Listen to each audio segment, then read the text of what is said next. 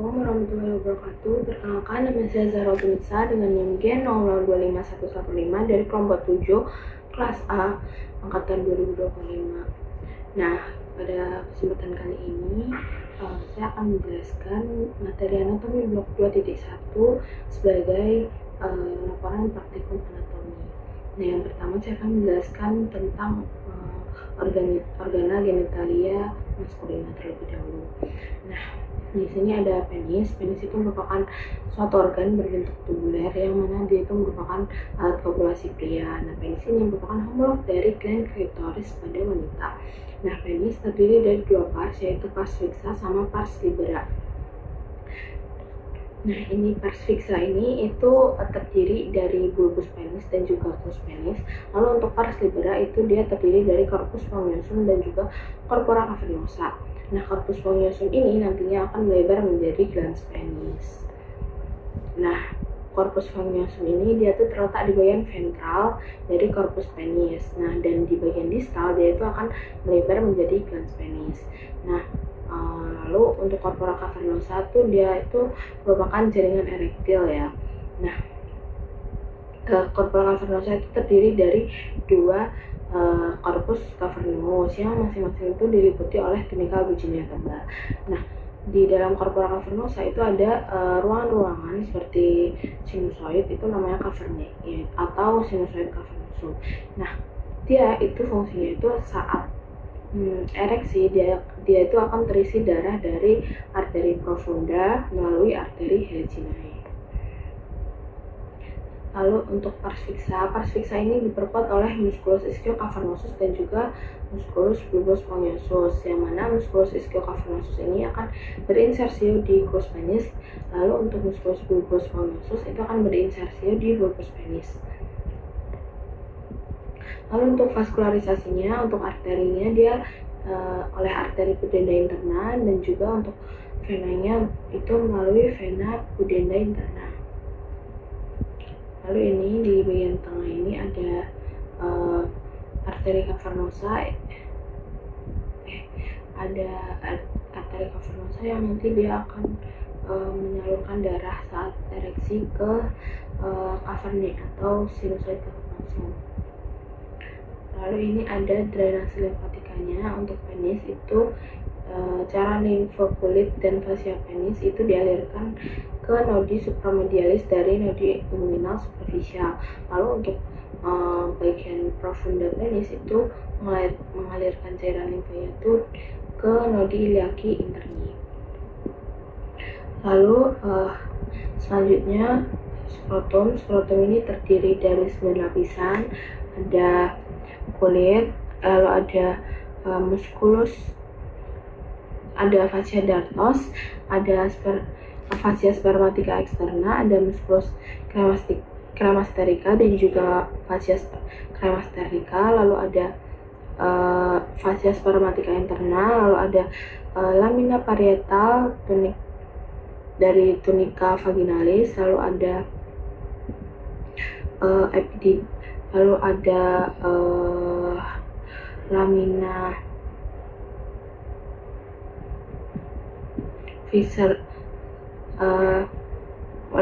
visceral dari tunica vaginalis, lalu ada skrotum. Nah, di bagian mediana dari skrotum itu ada rapes skrotum. Lalu ini ada testis. Nah, testis ini merupakan struktur yang homolog dengan ovarium pada wanita. Nah, dia terletak di dalam skrotum dan terdapat sepasang. Nah, testis kiri itu lebih rendah daripada testis kanan karena funiculus spermaticusnya itu lebih panjang.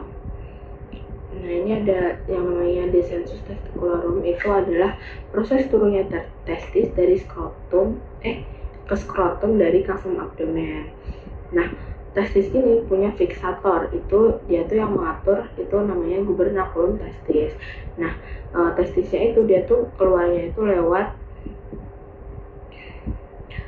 canalis inguinalis. Lalu selanjutnya lapisan pembungkus testis. Testis ini dibungkus oleh tunica vaginalis, tunica vaginae dan juga tunica vasculosa. Lalu untuk vaskularisasi testis, untuk arterinya itu dari arteri testicularis cabang aorta abdominalis. Lalu untuk venanya itu oleh vena testicularis yang keluar sebagai jalinan vena, yaitu plexus venosus pampiniformis. Nah, vena testicularis dextra sama sinistra itu muaranya berbeda. Untuk yang bagian dextra dia itu akan bermuara ke vena cava inferior, sedangkan untuk yang sinistra itu akan bermuara ke vena renalis sinistra. Lalu untuk inervasinya itu untuk testis itu oleh plexus testicularis dan juga nervus genitofemoralis. Nah, untuk klinisnya saya akan menjelaskan varikokel, lalu torsio testis dan juga pembengkakan atau perbesaran pada testis. Nah, varikokel itu apa? Pertama saya akan menjelaskan perbesaran pada testis ya. Perbesaran pada testis itu atau pembengkakan pada testis itu bisa disebabkan oleh banyak hal. Nah, ada yang disebabkan oleh cairan di ruang vagina dari testis. Nah, itu namanya adalah hidrokel. Lalu ada yang namanya hematokel, itu tuh sama kayak hidrokel tapi itu penumpukannya itu darah. Dia tuh biasanya disebabkan oleh trauma ya. Lalu ada juga yang namanya butterfly hematoma. Nah, dia itu penumpukan dari darah, urin, dan cairan di skrotum sama perineum yang dia itu disebabkan oleh ruptur uretra diikuti oleh ruptur fascia bah. Terus habis itu ada juga torsio testis. Torsio testis itu ada korda spermatikanya itu terpelintir sehingga itu terjadi penyempitan arteri testicularis yang akan menyebabkan nekrosis pada testis. Nah, lalu ada juga varikokel. Nah, varikokel ini itu pelebaran yang abnormal dari plexus venosus pampiniformis yang menyebabkan aliran balik vena dan peningkatan ukuran skrotum. Dan juga ini tuh nanti baik, selanjutnya saya akan melanjutkan ke laporan yang kedua, yaitu mengenai sistem uropoetika. Nah, organ-organ sistem uropoetika itu ada 4, ada ren, ada ureter, ada vesika urinaria, dan juga uretra. Lalu yang pertama ada ren. Ren ini punya 4 fungsi, ada ekskresi, filtrasi, regulasi, dan juga sekresi. Untuk ekskresi, ren ini bisa menyaring darah dengan membuang sisa metabolit, zat kimia asing, dan juga zat-zat yang tidak diperlukan oleh tubuh. Lalu untuk filtrasi, jadi ren ini itu juga memfiltrasi atau menyaring darah untuk memulai proses pembuatan urin. Lalu untuk regulasi, ren ini tuh juga membantu mengatur keseimbangan pH, volume, dan juga komposisi cairan pada tubuh. Nah, dan juga ren ini juga mempunyai fungsi sekresi, yaitu mensekresikan hormon-hormon. Selanjutnya ada ureter. Nah, ureter ini merupakan saluran muskular yang bentuknya tuh pipa dan membentang dari ren ke fasies posterior vesika urinaria. Jadi ureter ini fungsinya sebagai penghubung antara ren dan juga vesika urinaria. Nah, ureter itu memasuki apertura pelvis superior dan berjalan di anterior dari percabangan arteri iliaca communis, lalu ke lateral sepanjang dinding dan dasar pelvis, kemudian memasuki basis vesika urinaria dalam posisi miring atau diagonal. Nah, kenapa posisinya miring? Itu untuk mencegah reflux urin ke ureter saat vesika urinaria ini sedang penuh. Nah, di dalam pelvis, ureter itu disilangkan oleh ductus deferens kalau di pria, tapi kalau di wanita itu dia bersilangan dengan arteria uterina. Selanjutnya ada VU atau vesika urinaria. Nah, vesika urinaria itu merupakan salah satu kantong musculus membranosa yang berfungsi untuk menampung urin. Nah, vesika urinaria ini terletak di cavum pelvis saat kondisi kosong dan dia tuh bisa mengembang ke superior sampai cavum abdomen. Nah, vesika urinaria ini bentuknya tuh seperti piramid dan memiliki apex, basis, 1 fasies superior dan juga 2 fasies inferolateral. Nah, ini untuk posisi vesika urinaria pria yang di bagian kiri ini, lalu untuk yang posisi vesika urinaria wanita yang di sebelah kanan. Jadi untuk yang pria itu dia terletak di antara pubis dan rektum, sedangkan untuk vesika urinaria wanita dia terletak di antara pubis dan juga uterus. Nah, selanjutnya adalah uretra. Uretra itu saluran yang berawal dari basis vesika urinaria sampai ostium uretra externum. Nah, bedanya uretra yang laki-laki sama yang perempuan itu ada beberapa. Nah, untuk yang laki-laki itu dia tuh lebih panjang, sekitar 18-20 cm, dan juga untuk yang perempuan itu dia lebih pendek. Lalu untuk yang laki-laki itu uretranya itu juga dilalui oleh cairan semen selain urin. Nah, kalau yang perempuan itu hanya dilalui oleh urin. Lalu untuk uretra laki-laki itu membentang dari orifisium uretra internum pada vesika urinaria sampai orifisium uretra externum pada ujung penis. Nah, lalu untuk yang wanita membentang dari vesika urinaria sampai orifisium uretra externum pada bagian dorsal dari glans klitoris. Nah, untuk yang laki-laki atau yang maskulina itu pada penil uretra terdapat glandula Litter yang dia tuh menghasilkan mukus. Lalu untuk di bagian wanita juga ada glandula, ada 2 glandula para uretra mukus. Lalu untuk yang perempuan ini lebih rentan terkena infeksi. Selanjutnya saya akan menjelaskan arah aliran urin. Jadi urin itu berawal dari darah kan. Nah, dia tuh nanti dari nefron menuju tubulus contortus proximal, lalu ke tubulus descendens ansa Henle, lalu ke medula,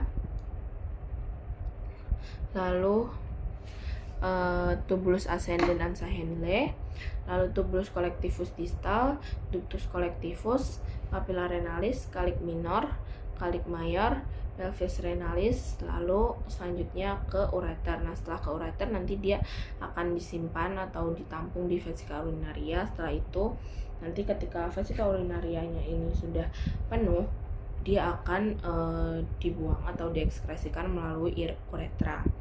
Nah, sekian untuk penjelasan sistem uropoetika. Selanjutnya saya akan menjelaskan tentang OGF. Nah, selanjutnya saya akan menjelaskan tentang pelvis. Nah, pertama ini ada diafragma pelvis. Dia tuh dibentuk dari 3 lapisan, yaitu musculus, lalu ada membrana perineae, lalu ada spatium perineae profundum. Nah, untuk pelvic floor itu tuh dia musculus penyusunnya ada musculus levator ani yang berorigo di arcus tendinous yang merupakan penebalan dari fascia pelvis. Nah, dia tuh musculus levator ani itu berinsersio nya itu dibagi jadi 3 insersio. Nah, di bagian anterior itu dia tuh musculus puberectalis yang berinsersio di bagian corpus anococcygeus. Nah, lalu untuk serabut intermedia itu ada musculus pubococcygeus yang berinsersio juga pada corpus anococcygeus. Lalu untuk serabut posterior itu ada musculus ileococcygeus yang berinsersi pada corpus anococcygeus dan juga oscoccygeus. Nah, untuk inervasinya itu diafragma pelvis ini itu inervasinya oleh cabang-cabang nervus dari sakral 3 sampai 4. Nah, fungsinya ini untuk menyokong dan mempertahankan viscera pelvis pada tempatnya, mencegah peningkatan tekanan di dalam pelvis selama mengeden dan mendorong otot-otot abdomen atau saat batuk, pokoknya dia fungsinya untuk melindungi. Lalu ada musculus coccygeus juga. Nah, itu dia berorigo di spina ischiadica dan juga berinsersio di os sacrum dan juga os coccygeus.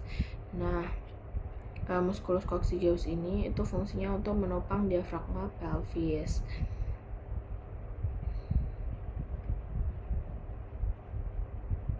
Ini kalau dilihat dari bawah seperti ini. Selanjutnya membrana perinei dan spatium perinei profundum. Nah, membrana perinei ini merupakan fascia tebal yang berbentuk segitiga yang melekat pada kerangka tulang arcus pubicus. Nah, dia tuh terletak horizontal dan ke arah anterior. Nah, dia tuh juga punya celah kecil di antara membrana dan juga ligamen pubicum inferius. Nah, di antaranya itu berhubungan dengan ruangan tipis yang disebut spatium perinei profundum dan terdapat lembaran otot rangka yang berfungsi sebagai sphincter, terutama untuk uretra dan sebagai stabilisator tepi posterior membrana perinei. Nah, ini pada wanita dan pada pria perbedaannya seperti ini. Nah, muskulus-muskulus yang ada di dalam spatium perinei itu spatium perinei profundum itu antara lain ada musculus sphincter urethra externum, musculus transversus perinei profundus, musculus compressor, lalu ada musculus sphincter uretrovaginalis. Tapi musculus compressor uretra sama musculus sphincter uretrovaginalis ini hanya ada pada wanita. Lalu selanjutnya saya akan menjelaskan regio urogenital. Ini untuk yang laki-laki dulu. Nah, regio ini ditembus oleh uretra. Nah, urutan lapisan dari yang paling superficial ke profunda itu ada kulit, terus fascia perinei superficial, fascia perinei profunda, spatium perinei superficial yang dia tuh di dalamnya ada musculus transversus perinei superficialis, musculus ischiocavernosus sama musculus bulbocavernosus. Lalu selanjutnya ada fascia diafragma urogenital inferior yang dia itu merupakan membran perineum. Lalu ada spatium perinei profunda yang mana dia itu terdapat musculus transversus perinei profundus dan juga musculus sphincter uretra externum sama glandula bulboretral Cowperry. Lalu ada fascia diafragma urogenital superior. Ini untuk yang perempuan. Nah, regio urogenital wanita itu selain ditembus oleh uretra juga ditembus oleh vagina di bagian posterior uretra. Strukturnya itu dia sama dengan pria, tapi sedikit ada modifikasi pada susunannya.